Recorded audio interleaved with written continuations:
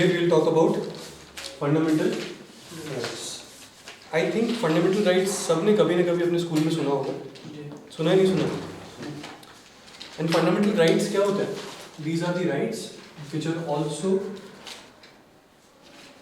also provide us with the political. They focus on what? The political rights. If you remember, when I talked about DPSP की जब मैंने बात की थी, they were what? Socio and economic rights. Yes or no? Socio and economic rights. Whereas fundamental rights are what? Political rights. ठीक है, fundamental rights are political rights. Now, how to remember the fundamental rights? एक code है, उसको याद करते हैं, and then we will link it to the fundamental rights. Code क्या है? Law removes all doubt. Law removes all doubt. Be very careful. जो word मैं small में लिख रहा हूँ, that does not hold any significance. The letters that I am writing in small, they do not hold any significance. The letters that I am writing in bold, they hold significance. Clear? Law removes all doubt and gives small letter, gives 6 freedom. And gives क्या? 6 freedoms and 4 clear protections. 4 clear protections. Law removes all doubt, gives us 6 freedoms and 4 clear protections. Understood? 4 clear protections. Still there is exploitation. Still there is what? Exploitation of women slash children. Of women slash children. ठीक है? As con man evades tax attendance. As con man evades tax attendance. Con man मतलब who does not follow the rules and regulations of the country. ठीक है? They are trying to game the system. कुछ ना कुछ loopholes को क्या करते हैं? Exploit करते हैं. Con man. Okay. And evades tax attendance. Destroying India's culture. Destroying India's culture and education. Therefore, only the Supreme Court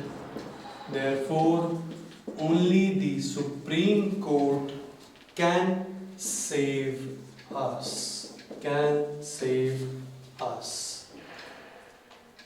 ठीक है? Let me repeat. Law removes all doubt and gives us 6 freedoms and 4 clear protections. Still there is exploitation of women slash children as con man evades tax attendance, destroying India's culture and education. Therefore, only the Supreme Court can save us. लिख लिया सबने यहाँ तक? Okay. So let me link it to the fundamental rights. If you know that the fundamental rights कौन से part में है अपने? Part? The fundamental rights are there in part 3. Yes or no? Part 3 of our Constitution. Along with that, the fundamental rights start from article कौन सा? Article 12. Article 12 and कहाँ तक जाता है? आर्टिकल 30। डीपीएसपी कहाँ से शुरू हो रहा है? 36। तो ये 35 तक जाता है। क्लियर है? It starts from article 12 and it goes till article कितना? 35। Okay, now let me talk about, एक एक करके लिंक करते हैं हम लोग। सबसे पहले एज यू ऑल नो 12 जो था, याद है 12 into 3 किया था मैंने, this comes out to be कितना? 36। thus 36 of the DPSP and 12 of the fundamental rights, both of them talk about what? They talk about the definition of state. Definition of state. State का मतलब है the government which is in power. State का मतलब है any PSU. State का मतलब है any body where the government has a stake. That is considered to be what? State. It can be local bodies as well. Local bodies भी क्या होते हैं? State का part होते हैं। तो state is a very broad term. ठीक है? It is the government, that is the central government and the state government. It is the PSUs जहाँ पे government का stake है.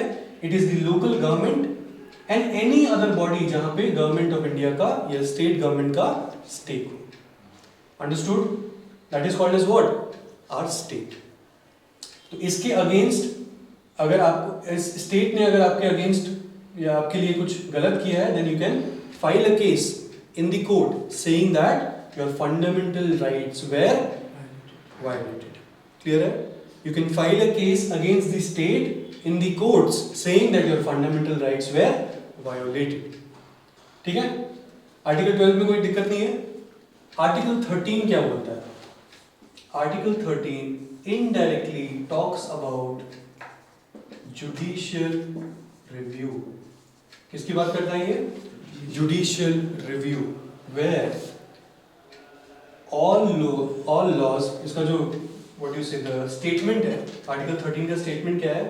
All laws which are inconsistent, क्या होते हैं?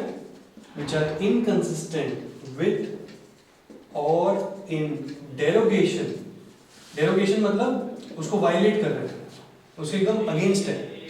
ठीक है? और इनकंसिस्टेंट और इन derogation of the fundamental rights, of the fundamental rights, they will be what? They will be considered as void या फिर they will be struck down. All laws जो कि inconsistent हो एंड या फिर डेरोगेशन में हो, डेरोगेशन मतलब किसी की बुराई करना या अगेंस्ट में जाना। क्लियर है? Of the fundamental rights they will be considered as what? Void और नलिफाइड। समझ में आया? और ये कौन करेगा? ये कौन चेक करेगा? ये चेक करेंगे हमारे courts, that is the high court as well as the supreme court. Understood? तो इनडायरेक्टली ये आर्टिकल 13 क्या दे रहा है? जुडिशियल रिव्यू दे रहा है। Basically, the courts can what? The courts can actually check कि whether a law is in derogation with the fundamental rights या फिर सही है। Yes or no? Whether it is inconsistent या फिर consistent. Inconsistent होगा तो क्या हो जाएगा? Void हो जाएगा। Consistent रहेगा तो क्या होगा? It will pass. Understood? तो indirectly आर्टिकल 13 क्या दे रहा है? Judicial review दे रहा है। Clear है यहाँ तक? Okay. Now let's talk about Article 14. किसकी बात करेंगे हम लोग? Article 14. Article 14 का जो लैंग्वेज है, लैंग्वेज क्या दिया हुआ है? That is equality before law. क्या लैंग्वेज है? Equality before law. That means that state shall not deny to any person equality before the law or equal protection of the laws. समझ में आया? Equality before the law and equal protection of rights. Equal protection of rights. समझ में आया? Article 14। Clear है? और इसको हम लोग कोड से कैसे लिंक करेंगे? The first one, law. Law की जब भी बात आएगी आप कहाँ से उससे क्या पिकअप करोगे? आर्टिकल 14 पिकअप करोगे, equality before the law. Understood? Okay, then देखो, as I have said, the letters in capital DOUT, ये सुन लो, the letters in capital are DOU, B छोटा है and then T is big, right? अब इसमें देखो आर्टिकल 15 जो है, that is nothing but prohibition of discrimination. Prohibition of what? Discrimination on the grounds of religion, race, caste, sex और place of birth. समझ रहे हो क्या स्टेटमेंट है इसका? डिस्क्रिमिनेट नहीं कर सकते हो आप, कि किसी को तो आपने बेनिफिट दिया और किसी को बेनिफिट नहीं दिया। क्लियर है? तो ये जो डिस्क्रिमिनेशन वाला जो क्लॉज है वो कहां पे आता है? आर्टिकल 15 में आता है। एंड डिस्क्रिमिनेट शुरू किससे हो रहा है? डी से शुरू हो रहा है, राइट? तो डाउट का जो डी होगा वो क्या है? प्रोहिबिशन ऑफ डिस्क्रिमिनेशन है। क्लियर है? आर्टिकल 15। इसके बारे में और अगर आपको पढ़ना है या फिर कॉन्स्टिट्यूशन का लैंग्वेज पढ़ना है, then you please download that app. मैंने आपको बताया था कॉन्स्टिट्यूशन का ऐप है, you will get all the articles. एक बार आप रीडिंग मारना अच्छे से, फिर कोई डाउट होगा तो then will again take it up. यहाँ पे कोई आपका ये भावना कमेटी ने द सिविक राइट 1967 में भी दिया था डिस्क्रिमिनेट। ऐसे बहुत सारी कमिटीज ने कुछ तो कुछ डिस्क्रिमिनेशन के बारे में बोल रखा है, मतलब वो थोड़ा सेकेंडरी है। हमें यहाँ पे ये जानना है कि डिस्क्रिमिनेशन जो है कौन से ग्राउंड्स पे है? Race, religion, place birth, caste, sex and place of birth. तो RRCSP याद रखना, these are the terms, race, religion, caste, sex and place of birth. इन ग्राउंड्स पे अगर आपका खाली डिस्क्रिमिनेशन हो रहा है only, then that law will be what? Void, क्योंकि वो फंडामेंटल राइट्स के अगेंस्ट है। समझ में आया? अगर इन लाइंस पे अगर आपके साथ डिस्क्रिमिनेशन हो रहा है ओनली, देन क्या होगा? That fundamental right, that law will be what? Void.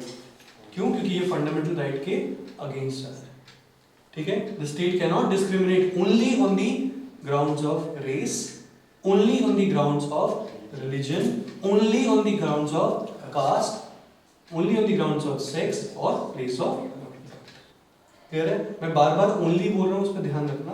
कि सपोज करो कि स्टेट ने रिजर्वेशन पॉलिसी लिखा है, अंडरस्टूड? अब वो रिजर्वेशन पॉलिसी किसके लिए लिखा है? वुमेन के लिए लिखा है।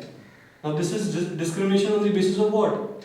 It is based on sex, yes और नो? लेकिन वुमेन के साथ साथ कुछ और क्लॉज भी ऐड कर दिया जाएगा। It is not just reservation based on a women, it may happen so that it is backward classes के वुमेन, यस और नो? समझ रहे हो? जब और एक क्लॉज ऐड कर दिया जाए विथ द जेंडर वाला चीज, तब वो वाइड नहीं है, दैट इज अलाउड। ओनली अगर होगा तभी वो वाइड होगा। खाली अगर आप सेक्स के बेसिस पे अगर नहीं दे रहे हो तब गलत है, लेकिन अगर आप 3-4 चीजों के कारण दे रहे हो उसको, देन दैट इज अलाउड। समझ गए? ओनली नहीं होना चाहिए। ओके, देन डिस्क्रिमिनेशन के बाद नेक्स्ट है अपना ओ। ओ से मतलब when I talk about Article 16, इसकी बात करूंगा। Article 16 का लैंग्वेज क्या है? Equality of opportunity. Equality of what? Opportunity in matters of public employment. Equality of opportunity, मौका मिले आप सबको, in matters of what? Public employment. समझ में आया? तो अपॉर्चुनिटी का जो ओ है, दैट इज दिस ओ। Understood? Equality of opportunity in matters of what? Public employment, government jobs के लिए। समझ में आया? पब्लिक एम्प्लॉयमेंट मतलब क्या? गवर्नमेंट जॉब्स के लिए। अंडरस्टूड यहां तक? ओके, नेक्स्ट आता है यू। यू से क्या आएगा? Article 17। Article 17 talks about abolition of untouchability. Abolition of untouchability. Untouchability क्या होता है? बेसिकली जो सबसे backward of the backward sections हैं, शेड्यूल कास्ट जो होते हैं या फिर आउटकास्ट जो होते हैं, उनको हम लोग छू नहीं सकते थे। पहले की प्रथा थी, which has been what criminalized now. आप अनटचेबिलिटी नहीं फॉलो कर सकते हो, नहीं प्रैक्टिस कर सकते हो। It is against what the fundamental right. अगर कोई प्रैक्टिस कर रहा है अभी भी तो it is wrong. Untouchability is not allowed in our constitution.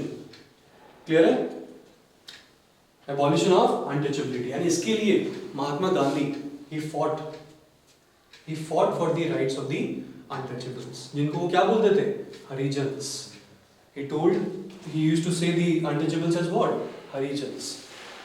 If you will read modern history में you will find that there was a clash between the ideologies of Mahatma Gandhi and B.R. Ambedkar. कौन? Dr. B.R. Ambedkar and Mahatma Gandhi. And it was basically after the third round table conference. कब हुआ था? Third या first round table conference, McDonald award जो हुआ था, जिसमें untouchables को क्या दिया गया था? They were given separate electorates. Separate electorates. जब पढ़ोगे तब समझ में आएगा। Separate electorate मतलब एक ऐसी कॉन्स्टिट्यूएंसी, सपोज करो गुवाहाटी एक कॉन्स्टिट्यूएंसी, कामरूप मेट्रोपॉलिटन, तो एक ऐसी कॉन्स्टिट्यूएंसी जिसमें खाली शेड्यूल कास्ट ही फाइट कर सकता है, जनरल कैटेगरी फाइट ही नहीं कर सकता। That is called as what? Separate electorate. ठीक है? तो क्या किया था? British gave separate electorates to what? To whom? To the scheduled caste. जिसके लिए Gandhi ji was against. Gandhi ji was like ये रिलीजन थोड़ी है, how can you give separate electorates? Then Gandhi ji said to B R Ambedkar, let us increase the number of seats. हम क्या करते हैं? We will increase the number of seats of whom? Of the schedule caste. ठीक है? Of the schedule caste, so that क्या हो, जिन लोगों को ऑप्रेस फील हो रहा है उनको ऑप्रेस फील ना, they also can get the opportunity। ठीक है ना? they also get the opportunity। समझ में आया? ये थोड़ा सा बैकग्राउंड बताया मैंने। जब when you will read modern history you will come to know जो मैं बोल रहा हूँ। क्लियर है? तो U से क्या हो गया? Abolition of untouchability. Okay, next आता है अपना B को मैंने क्या बोला था? इग्नोर करो। Comes T, article 18। आर्टिकल 18 क्या बोलता है? आर्टिकल 18 बोलता है abolition of titles. Abolition of titles. Clear है? Article 18 talks about abolition of titles.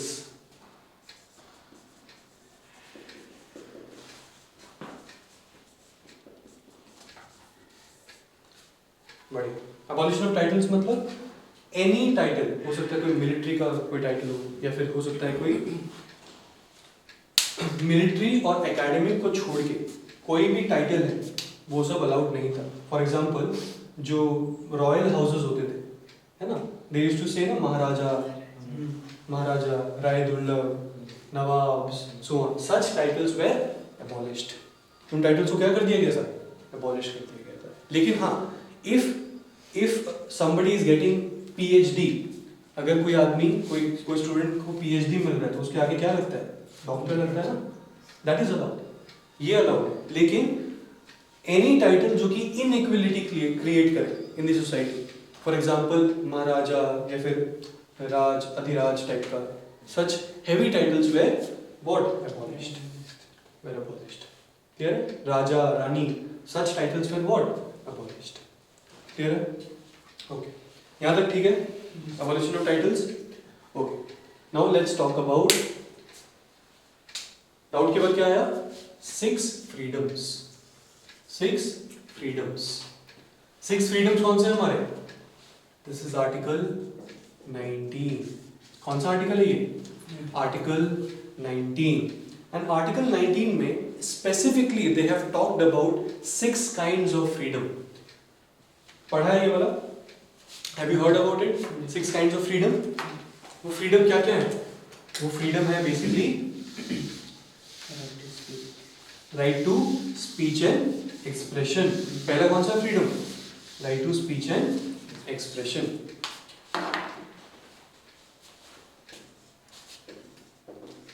Right to speech and expression. Then दूसरा कौन सा है? राइट टू पीसफुली असेंबल, ठीक है, असेंबली, पीसफुल असेंबली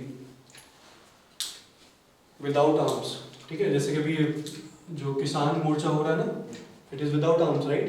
तो we have that right to peacefully assemble, clear? Then right to form associations, right to form क्या? Associations. It can be any association और union और कोऑपरेटिव्स।